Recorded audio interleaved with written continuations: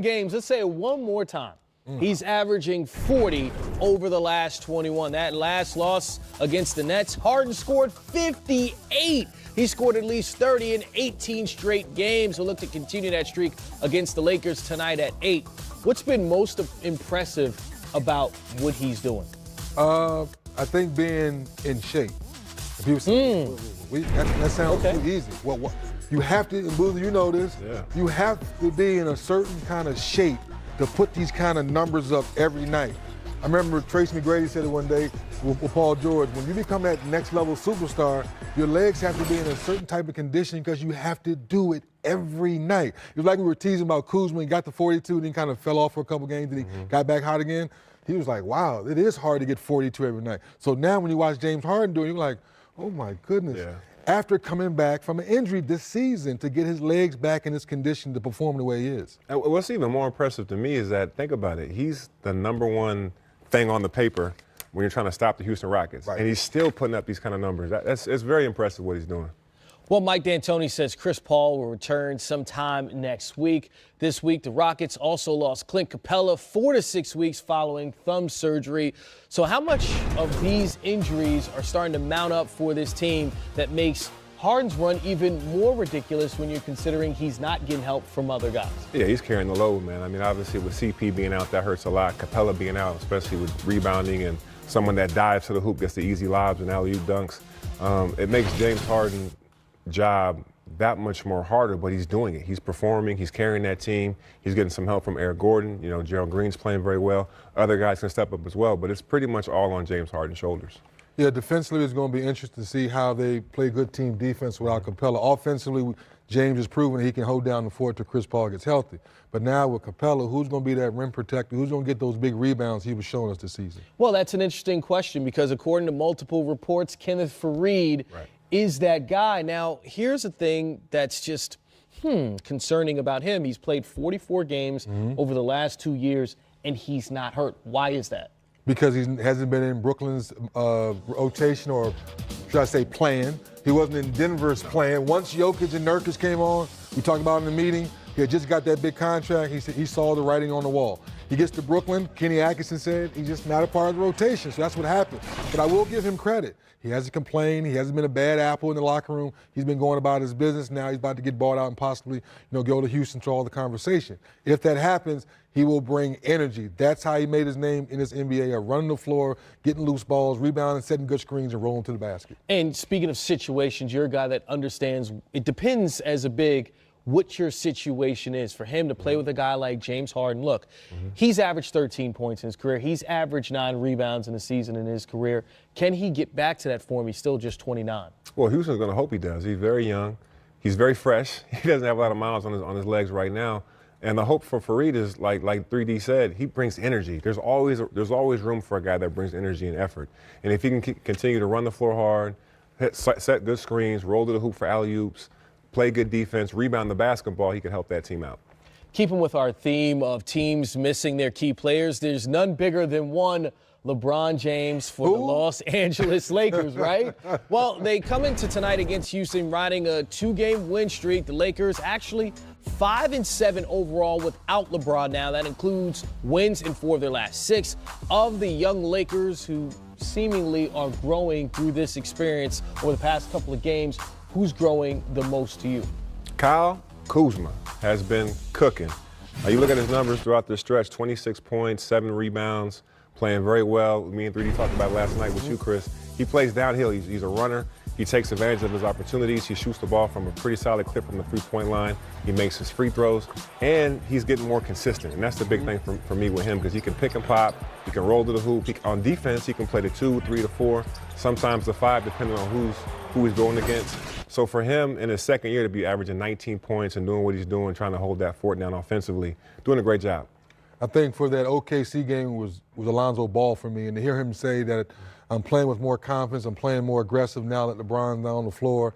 He's used to having the ball in his hand, so I'm saying to myself, guys, if Alonzo can play with this type of aggression and this type of focus and this type of confidence when LeBron comes back, then LeBron can say, okay, maybe I can take this quarter off because I know Zoe's going to do all the right things to keep things going. If I come out the game, we're up 10, I come back in, we're up 14 because Zoe is playing confident basketball. That's what I like when I saw the OKC game. All right, focusing on this matchup, the Lakers have also lost to the Rockets twice, and that's with LeBron, and that's by an average of 12 points. All right, and James Harden scored 50 the last time these two teams went head-to-head. Can we expect the Lakers to be able to compete in this one? Chris Paul out, Clint Capella out, that's different. But can they compete against James Harden, the bearded one, the way that they're currently constructed without LeBron on the court? Well, I think what Luke Walton will try to do is to tap in what we saw in the OKC game the other night. The question is, when James Harden gets cooking, does your enthusiasm get taken out of you because now how do you slow him down? You know, on the flip side is you have to get some stops to get some easy offense to get your confidence going on the offensive side of the ball. I think something else I like that they did the other game was where they had Ingram playing the point, almost like a point forward. Yes. That helps them offensively, get guys involved, make plays for each other. So we'll probably see more of that tonight. LeBron will be cleared to practice next week. Lakers have Golden State on Monday, Timberwolves on Thursday, the Suns on Sunday. When you look at those games and you think of LeBron coming back, when do you foresee him being able to get back on the court if he's just now starting to practice on Monday? Knowing LeBron, Booz, you've been around him before. If LeBron really wanted to play, I think tomorrow, if we had to, he would. But I think there's being smart just to make sure. So a practice or two, and if Brian said he's ready, then he'll be back on the floor.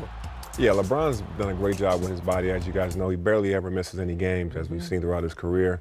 I'll leave it up to him. You know, I think if I'm one of his teammates, he knows his body better than anybody else at this stage in his career, does a good job of taking care of it, works out every day. And when he's ready, he'll be back out there. And when he does get back out there, the wins will start going like this. Yeah. And if you go this, right, because the Lakers in the standings, they were doing this before their recent win streak, winning 4 of their last 6. Does that take the pressure off LeBron to come back when, okay, the young guys are handling this right now, they're staying afloat, they've won 4 of 6, as opposed to, oh, wow, we're falling, we're almost out of the playoff picture in the Western Conference? I think it's the other way around, where when things were struggling, it might have been some pressure that maybe I come back a little sooner. Yeah. They win a couple. And now I want to get back now while they're playing well to feed off the good confidence and the good play. Versus they're struggling, it's like, LeBron, come save us. No, now we found our stride. Now we found our confidence. Now come back to your point. Now let's really ride this wave and go that way. I think he's looking at it that way. Yeah, I agree 100% because now these guys have stepped up. Kuzma's playing better. You know, Lonzo Ball's playing better. Ingram's being a playmaker and doing more things. Then you bring LeBron, who's an MVP candidate, back into the fold and gives them a chance to get even more boosted, hopefully climb a little bit up in this Western Conference standings. That makes a lot of sense. It'll be interesting to see how the Lakers perform tonight against the Houston Rockets and how they look when LeBron James comes back. Certainly something to be excited about. Russell Westbrook in nasal injury. Sprain your nostril? I don't think it was a nostril sprain. I don't think that's an official diagnosis. Nasal injury is what I read. Sprained nostril. All right, that game effectively in the books. This one actually in the books. Brooklyn comes back from 21 down to beat Orlando tonight, 117 to 115. Let's bring in D'Angelo Russell, who tied his career high with 40 points and joins us from Orlando. And D, thanks for stopping by. You guys, I guess you're used to this by now because I keep telling people you guys play the most entertaining games in the league. It's night after night that stuff like this happens with you. How much fun has this season been? Man, I appreciate you guys having me. It's been amazing. You know, we got a great collective group of guys, you know, that are, you know, coming together. You know, we know it's going to take all of us to get to where we are today. And we know it's going to take all of us to get wins in this league. It's hard to win in this league, so we know what it takes. D'Angelo, this is 2 weeks in a row now. I got a chance to talk to you after one of these games, man. Congratulations. Appreciate it. Is it becoming a thing, too, where the muscle memory for this entire group is now that we can finish games and we can get through these late game situations because you've been through so many of them this year? Right. Correct. We've, man, honestly, I've been through it my whole career. On the other end of the tail end of games like that, you know, but I've learned from them, you know, and I think we got a great veteran group of guys as well that is appreciating being on the other end. We got guys that have been on it throughout their career, winning those type of games. So it feels good to get that. D'Angelo, Sean Marks and Coach Atkinson seem like they've really tried to build a culture there where everybody understands that you're going to be bigger than the individual parts, that everybody's going to be willing to sacrifice for one another. And when you guys lost Karis LeVert, I think we've seen you do that, and you've been rallying around one another. Yeah, like I said, we know it's going to be we as a group to get it done. No individual. Tonight it was I would say it was my night. The night before it was Spencer. The night before Joe Harris. Like we got a great group of guys that confidence is throughout the roof, and coach is preaching it. You know, we're playing for one another, and we want to see each other do well.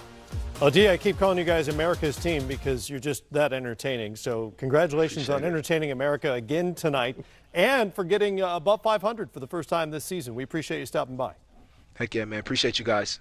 All right, D'Angelo Russell with us after a 40-point night and another comeback win for the Brooklyn Nets, who it's been, 4 years since they made the playoffs. I keep mentioning this purgatory period they were in because of the trade that set them back for years. They just had no assets. They couldn't do anything.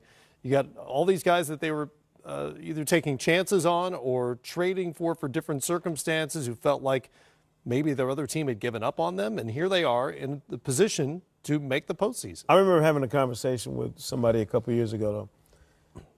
Kenny Atkinson instilled a certain fight in this group and established a certain kind of culture so that when they got to this point, Griff, they would have the wherewithal to battle this way. And they were going around the league a couple years ago, getting their noses bloody, but scrapping. And to me, that says something when you build it like that. They didn't take any shortcuts. They didn't try and, circumvent the process here. And nobody talked about what they're going through in the same manner because you didn't have a Joel Embiid or some kind of superstar to hang your rebuild on. But what they've done is instituted a culture change for the Brooklyn Nets that I think is something that's lasting. This is something you could see going on for years to come as they continue to evolve and get better. A lot of these different young guys playing together, growing together, and figuring it out as a group.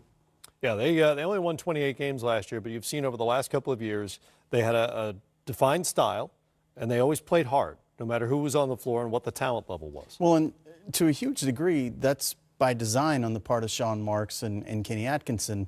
And it also is in part because there's no one they had to play. Right. They could build a culture of accountability because if you don't do the right things, you don't get on the floor for Kenny Atkinson. And that's a really good thing when you're in a situation where you can reward people that are modeling the behavior and the effort that you want as a coach.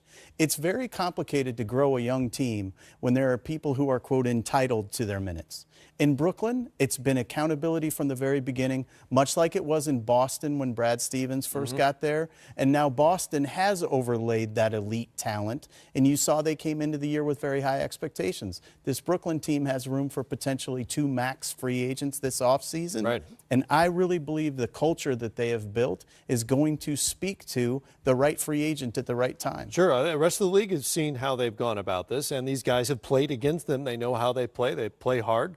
Look, Brooklyn's not a bad place to live. It's a beautiful arena. They got a lot going for them there as well. All right, much more.